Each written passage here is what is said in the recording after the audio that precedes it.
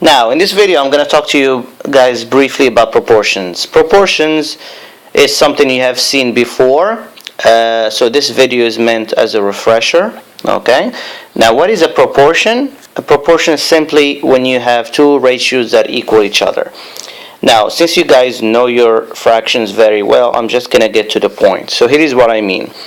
1 over 2 equals 2 over 4. Do you agree with me? I'm sure you are agreeing with me at this point. Why? Because if you go to your calculator and divide 1 by 2, the answer is 0.5.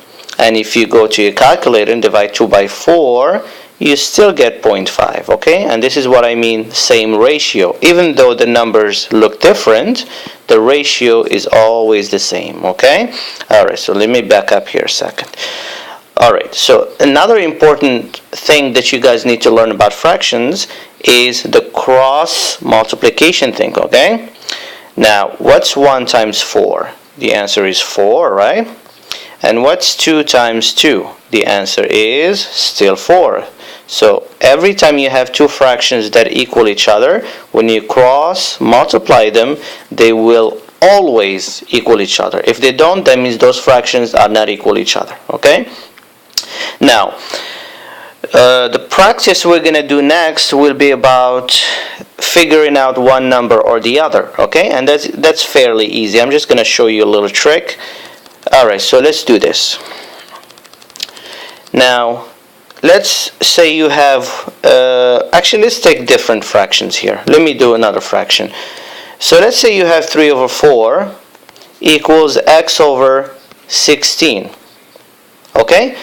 Now, what they mean by this is they want you to figure out what this number is, okay? So do your cross multiplication because you have two fractions that equal each other, okay? So you do your cross multiplication. Now, I want you to notice something. Which two numbers you can multiply?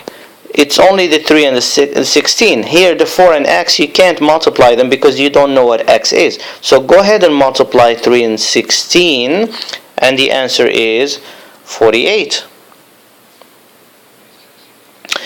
And I want you to divide always by the number that faces x. Okay, so first do your cross like this, and then see the two numbers that face each other, multiply them, and the number that faces x always should be at the bottom, which means you're going to divide by that number, okay?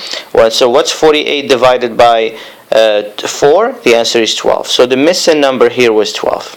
And you just figured out what that x was, okay?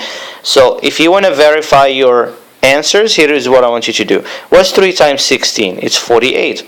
Now what's 4 times 12? It's still 48. So you know for sure that you have your answer correctly. Okay, let's do one more example and I'll let you guys practice using section A on page 265, okay? Alright, so let's do this. How about 2 over 5 equals 4 over x?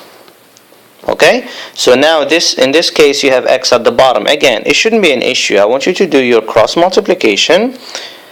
Okay, now in this case, which two numbers you can multiply? It's only the 5 and 4. You cannot multiply the 2 and x, obviously, so, right? So 5 times 4 is 20. So you put 20, and you're going to divide always by that number that faces x, right?